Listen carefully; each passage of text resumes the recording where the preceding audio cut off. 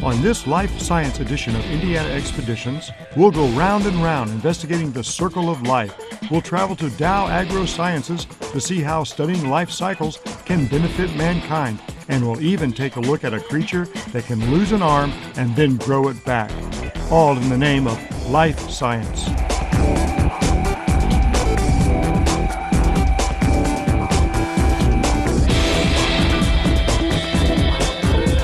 Try it yourself. Let's go check it out. Come on.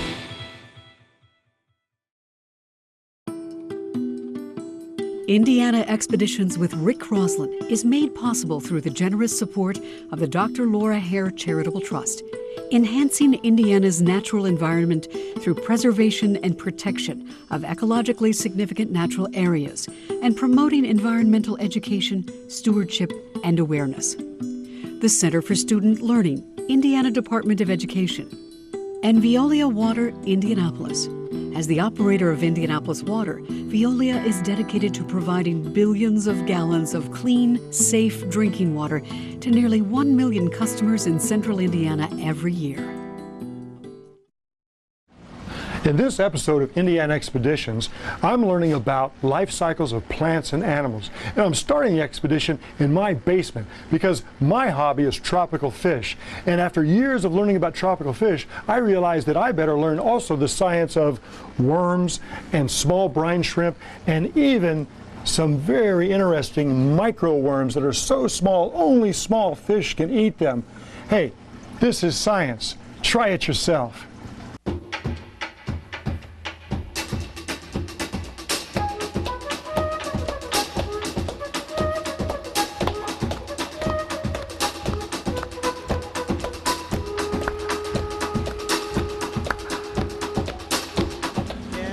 In my basement, it's all about the life cycle of fish. But in your house, it's the human life cycle you're interested in. Let's get started.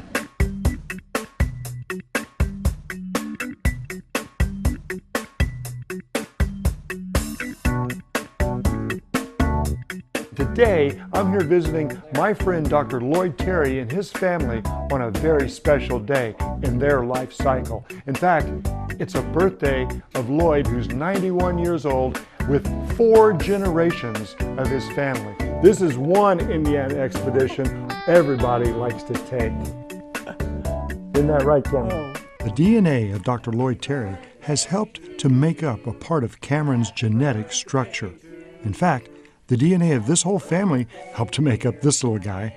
Something as simple as eye color is actually determined by the dominant and recessive genetic traits from previous generations in Cameron's family. You probably have seen a lot and learned a lot over the years. Grow, develop, have babies, and those babies have babies. And their offspring are having more babies. Yep, Yeah. there you are. Yeah. It just doesn't stop. To learn a little bit more about DNA, I went to see my friend John McCullum at the Children's Museum of Indianapolis. Hi, Rick. Hey, we have some questions today. We've been studying how eye color is passed down from one generation to the next, and I've got a couple questions. Think you can help us out? I think so. I've got some models that we can use to help kind of explain it a little bit more clearly. Well, let's go check it out. All right. So this will help us understand why Dr. Terry, his family, has brown eyes, brown eyes, brown eyes, and then we get the blue eyes. What's going on? Okay, well, the question that you're asking has to deal with something very basic called DNA. Inside of everything that's alive, we have this structure. This is a model of DNA. It's very, very small in real life, but this is out so that we can get a good idea of what it actually looks like. This DNA is called a double helix. It's like a twisted up ladder, and it sits inside of our cells, almost every part of our body. We have a cell here that holds DNA, and the DNA is located inside of the nucleus. This DNA holds the information that you want to know about eye color. In this instance, you're talking about somebody having brown eyes, but then having children with blue eyes. Yes. Well, you have one parent giving their child genes or parts of DNA that code or have instructions for brown eyes. And the other parent will give their child instructions that might have information for blue eyes. Now, if you have both sections of DNA, one section is going to cover up the other. We're not going to see both traits expressed. You're not going to show up with one blue eye and one brown eye most of the time. Is that when you hear something called dominant and recessive? That's exactly right. The dominant DNA, or the dominant genes, the parts of DNA that deal with the eye color, those will cover up the other parts of the DNA. All right, now I have a question. This is a complete model of a DNA of a living organism, but how come we don't get double DNA? Because if you have a male and a female come together, their offspring, how come they don't have, for everything, two of these? That's a very good question. You have a complete set of DNA in each cell, but when they're preparing to have offspring, you have a cell that cuts itself in half, basically, and cuts its DNA in half. So you get half of the DNA from one parent and half of the DNA from the other. The offspring end up with a whole set at the very end. Half plus half makes one whole. So this is like a little code for all living things. And you say it lives here in this animal cell? That's right. This is an awful lot like our cells as well. And the DNA sits in this nucleus, in this part. The information that our body uses then can be accessed anytime it wants just by going to the nucleus. Okay, so this is an animal cell. It's got a membrane, and it's got a nucleus. What about a plant cell? Are they the same? They're very, very similar. Plant cells will have a lot of the same parts. We've got a model of a plant cell over here that might help us. This one? Yeah. Okay. And if you look at the plant cell, we also have a nucleus right here, and it stores the DNA, just like we have DNA stored in the nucleus of an animal cell. So in the life cycle, it's important that for the next generation of offspring that the DNA or the code is passed down. And I see how this works with eye color in animals. Does it work with plants? Well, yes, but plants don't have eyes, so they don't worry about eye color. They might have DNA or packets of DNA that deal with things like petal color, like what color are their flowers. You know, we've been studying life cycles. Do you know any place where I can learn a little bit more about the life cycle of plants? Yeah, there's actually a pretty cool lab upstairs. I'm sure you know about it. It's called SciencePort. Oh yeah, SciencePort, gateway to interactive learning. Let's go check it out. It's one of my favorite places here at the Children's Museum. I'm here at SciencePort, gateway to interactive learning, one of the coolest places in the museum to learn about plant life cycles. In fact, a very special plant called Brassica rapa, and I've got an expert that's going to help me who runs this SciencePort. Her name is Rosemary Loftus. Rosemary, what's going on here today? Well, Rick, I've got some helpers over here. They're putting together some special seeds for me. And this is all part of your investigation you got here? Yes, our investigation called Biotech Cool Green Tool. You can kind of see some of our parts over here. I've got my grow kit. They're putting together some seeds. So Rosemary, you're telling me these little bitty seeds right here make the plants? Yes, they do. Wow. A small seed like that must make an incredibly small plant. Actually, they don't. Why don't I show you? You're kidding me. All right, let's check it out. All right, Rick, come on over here. So this little bitty seed turns into these plants. Exactly. So here you can see, this is a plant that I grew about 4 days ago. So that little seed I put in here, and you can even see some of the sprouts starting. And is this, how old is this one? This is about a week later. Now wait a minute. These are really fast. So this plant, the name of this plant is? It's called rapid cycling Brassica rapa. So when it rapid cycle, it goes through a very quick life cycle. Yes, its life cycle is 40 to 45 days. So from seed to seed, 40 to 45 days. Exactly. That is fast. No wonder it's called rapid cycling. And so these little sprouts were 4 days ago, and this is about a week. And so I guess that this one right here. That's 2 weeks. Okay, I see some differences. I see sprouts, I see stems, and I imagine they have roots. Yes. But there's something different on these guys from here on this stage. Well, you've got some bright yellow flowers that we don't have here on week 1. Okay, and so what is the purpose? I know that roots hold the plant and bring up nutrients, and I know that stems give support and leaves help produce the food. What in the world does the flower do? Well, with flowers, they have something special inside called pollen, and the pollen is actually helped to make seeds in seed pods. And so if that's the case, the purpose of the flower is for the reproduction and for the traits to be passed to the next generation. So if that's true, inside of this pod, we should find some seeds. Okay, Rosemary, I'll let you do the honors. So, wow, look at that. So after that growth and development, and after pollination and fertilization, we got seeds. Brassica rapa, seed to seed, 45 days. This is a pretty cool investigation, Rosemary.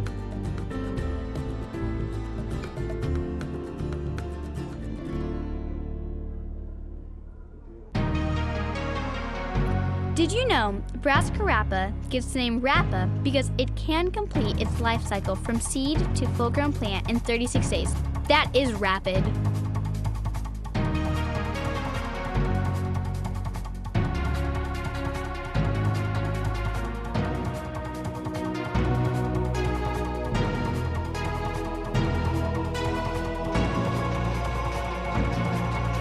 This is the place to come if you want to learn about the life cycle of plants.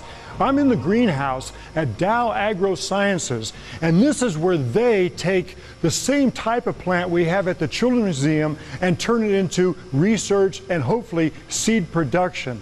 These are brassicas. They're not Brassica rapa, but they are in the same family. And these plants are giants compared to the ones we've been studying. Now, this particular plant, if this was at the museum, you would think it was almost full grown. But if you look carefully, this is in some early stages of growth. In fact, we have leaves, we have stems, and we just have the start of some buds that will turn into flowers.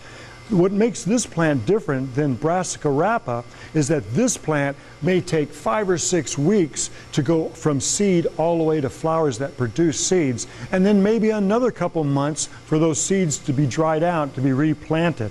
So this guy's got off to a good start, but right here is one that I would probably call a mature plant. As a matter of fact, here in this research lab, it's important that the science is kept pure. And so you see these bags over these, and that is to stop the pollen going from one plant to the other plant, unless that's what they want to do. And carefully, as I lift this up, you should be able to see this mature plant, and we should be able to identify some of the same features on any of the brassicas. You have leaves and some buds and some flowers, and then some mature flowers that have actually been pollinated and fertilized, and we got the start of seed pods. And since these flowers probably came on later, we have, as we go up the plant, you're going to see more and more developed seed pods, and that is the way for that plant to pass on its traits through its offspring, in this case, the seeds. And as it goes through its life cycle, these will dry out. In fact, the plant right next to it, this one is in another stage of the life cycle where it's already finished producing flowers. The seeds are starting to form even more so inside of these pods, which gets us closer and closer to the end of that life cycle. All we need now is to check inside one of those pods to see if there really are seeds there. And the best way to do that is to crush open the seed pod to see what we have inside. And there, the future generation of this plant. Inside of each seed is all the traits, all the DNA, everything you need for the next generation. I'll make sure I put these back in the bag because this is a research facility, and who knows, inside of this next seed may be the answer facing some future problem of crops or oils or seeds. And that is why it's important to learn life cycles. Now, we were told plants are just one part of the life cycle research going on at Dow AgroSciences. Let's see what's happening in the insectary. We've been learning a lot about the life cycle of plants and how they grow and develop and reproduce. But there's one part we've left out, and that is the things that live on and in and around these plants. And I'm talking about insects. Some of these insects you might recognize in your home. In fact, you may not want to see these in your home once you do find them. But this is the German cockroach. It came over to our country probably when some of the first immigrants came in. And here you can see around the edges some very small ones, and this female right in the middle that is getting ready to deposit this egg case that has up to 20 different individuals in it. First of all, to really understand an insect, you need to know its life cycle. And these are called ligas, and these are sucking insects. They get into the stem and probably into some of the leaves, and they suck the juices from the plant. And that does a couple things. One, it weakens the plant and may cause the leaves to have less photosynthesis. And secondly, if these carry diseases or spread plant diseases, it's a real easy way from one plant to the next to become infected with another disease besides being weak.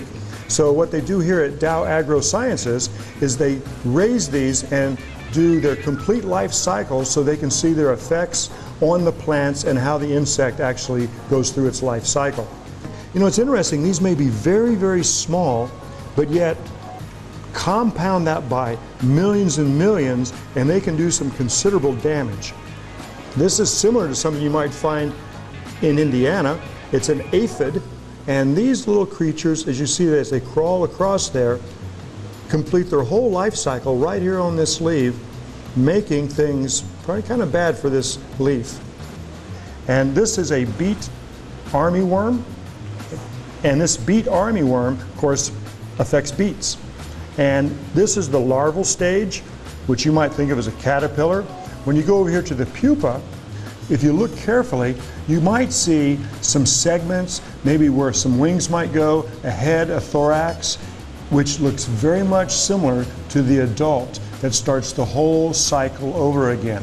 And if you can study the life cycle of a plant and the life cycle of an insect and learn how the two come together, almost like two life cycles overlapping each other, then you can come up with strategies to best protect the plants.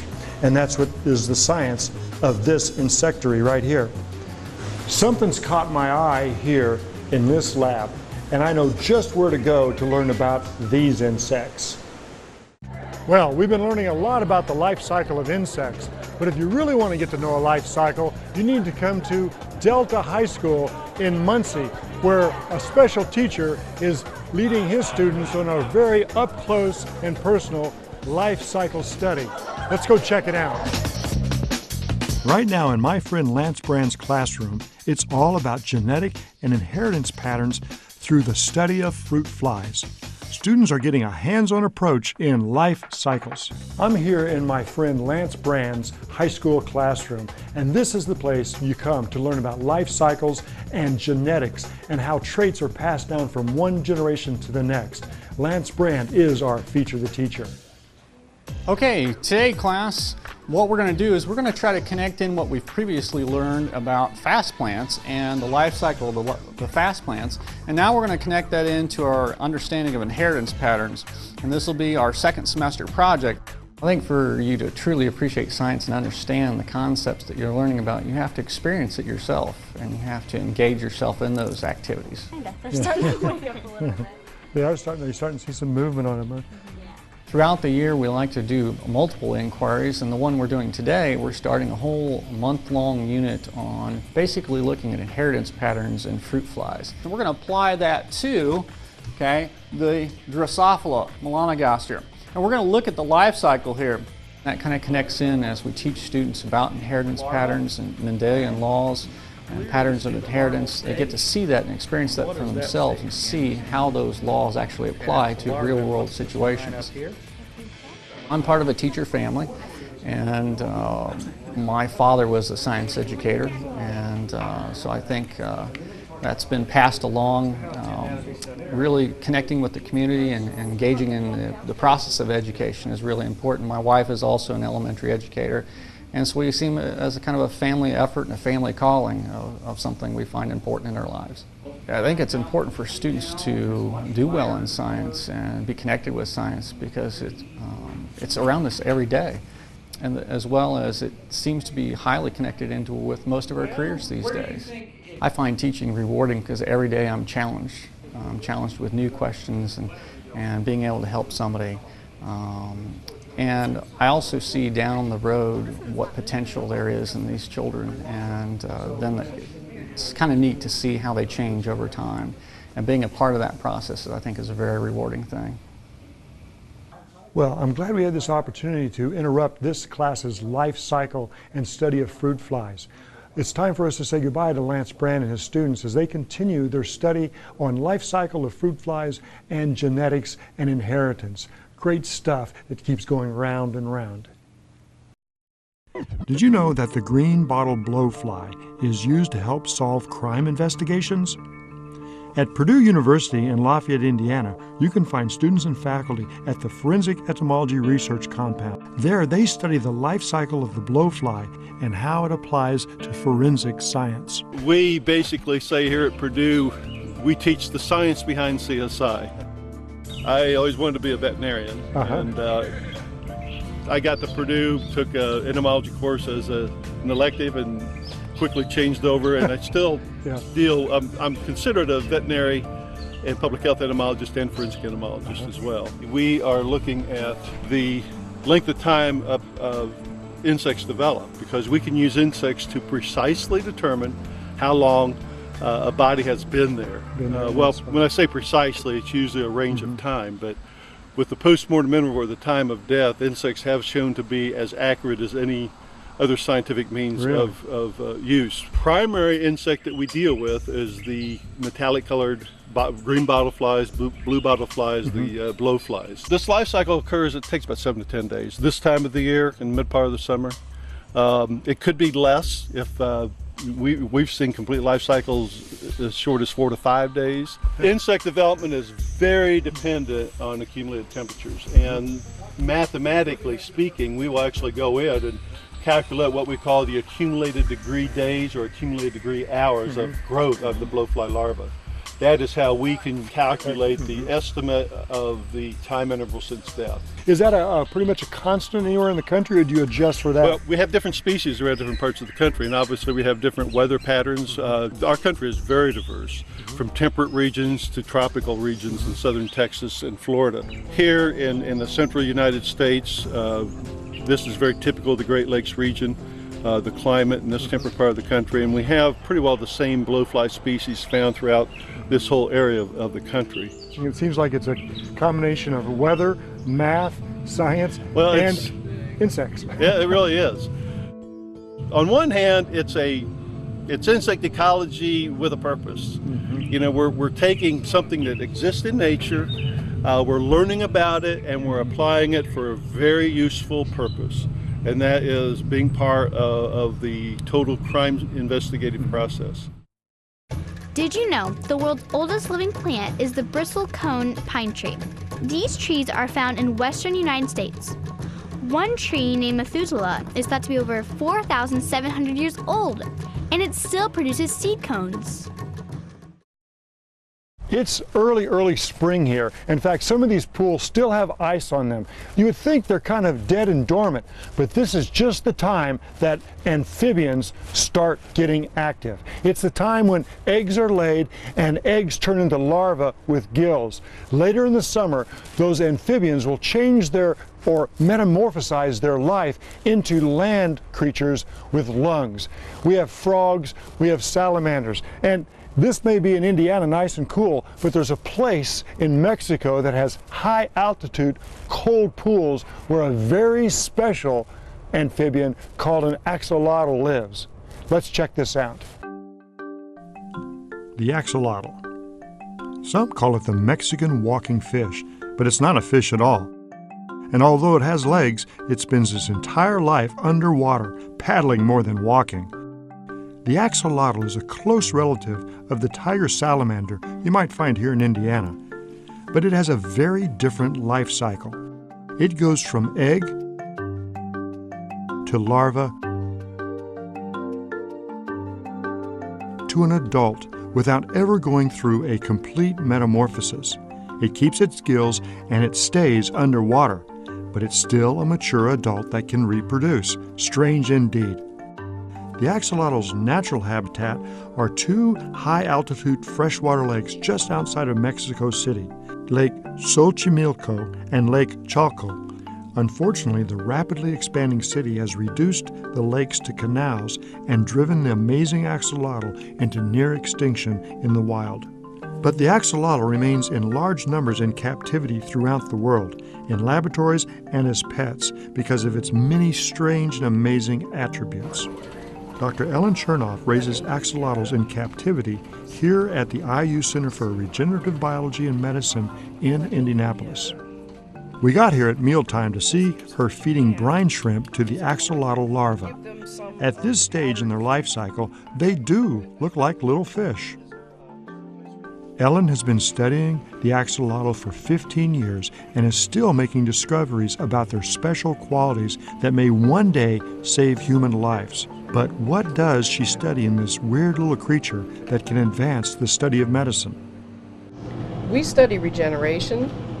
Just about anything that the animal can lose without killing it will grow back. Wait a minute. Now, so this animal, if it loses part of its finger or leg, it will grow back? It will grow back a whole leg. Well, that's pretty unique in the animal world, isn't it? These are the only vertebrates that can grow back limbs as adults. If it loses an arm, then does it grow it back completely, or how does that? It will grow it back completely. Mm-hmm. It'll regenerate its gills, its tail, its spinal cord, brain, heart, jaw, and teeth. Wow, the axolotl is a pretty amazing creature, and studies that Dr. Chernoff is doing with axolotls today could lead to medical breakthroughs and faster healing techniques in years to come. Although they are still a long way off, who knows, in the future, if you lose an arm or a leg, you might even be able to grow them back. Did you know the animal with the longest lifespan is the giant land tortoise that lives 177 years? Well, I'll tell you, every living organism needs a time to rest. And Cameron right here is taking his nap. It's something that all living organisms need. And it's also my cue to say goodbye to this segment of Indiana Expedition. Shh, Cameron's sleeping.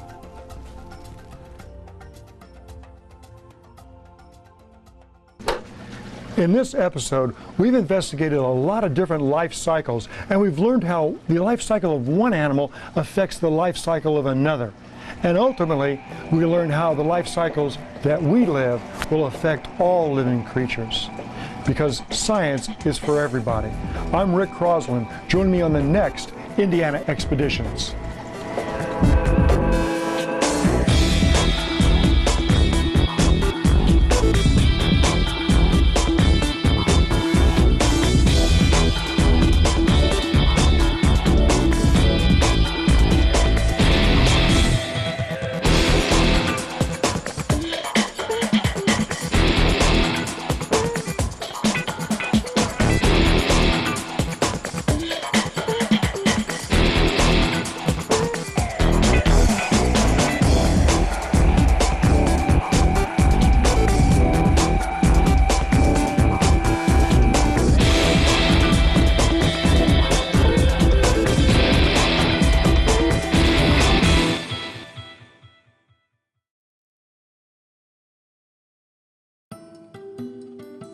Indiana Expeditions with Rick Crosland is made possible through the generous support of the Dr. Laura Hare Charitable Trust, enhancing Indiana's natural environment through preservation and protection of ecologically significant natural areas and promoting environmental education, stewardship, and awareness. The Center for Student Learning, Indiana Department of Education, and Veolia Water, Indianapolis. As the operator of Indianapolis Water, Veolia is dedicated to providing billions of gallons of clean, safe drinking water to nearly 1 million customers in central Indiana every year.